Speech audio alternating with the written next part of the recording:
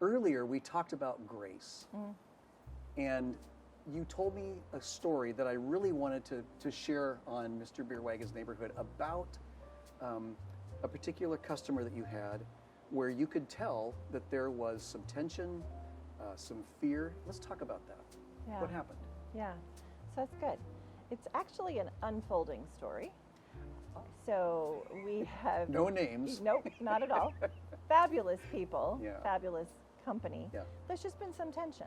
As I've been reflecting upon the way that this particular client has shown up with a lot of aggression, strong demands, very assertive language, almost accusatory at times. My initial response would be just to apply back an equal or maybe slightly greater measure of pressure. Yeah. Hey, Yeah. you don't act that way. I'm gonna do the same thing right back. And what would that do? I mean, well, that would it could elevate escalate. things. Yeah, Yes, right, it could make things get a little or out you of could do hand. what you did. Right. So the other tact is to see that person as a human being and to actually kind of speak into their humanity. So how they're behaving in the moment, how they are showing up, and I reflect to how I have shown up in similar situations, Yeah. is unhealthy. It's not beneficial to the relationship. It doesn't actually accomplish what both parties want to get done. And so when that happens, I think it's really beneficial to get to a place of understanding and clarity. Yeah. But in order to do that, you have to create the space for it. Yeah. I don't know if you've read much in, there's some psychology around the idea of being shoulder to shoulder with people as opposed to face to face.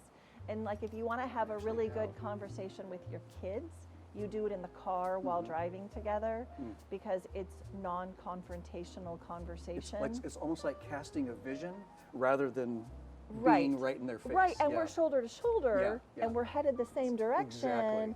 And we don't need to see each other's eyes, we're just listening, and so you spend more time focused on the words rather than the body language that's happening.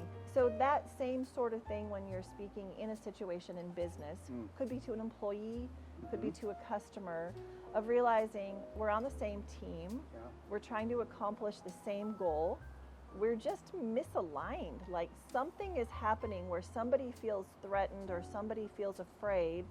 And so to disarm that fear works in both parties' favor. Why do you think they feel afraid? Or do they feel like maybe your particular position is going to hurt them, or they're afraid of what you might do? I mean, how do they? It's a good question. And you can't always know that. You can kind of try to feel it out and discern what's happening. Oftentimes, I think it's just a matter of they want to do well in their role for their business. Yeah.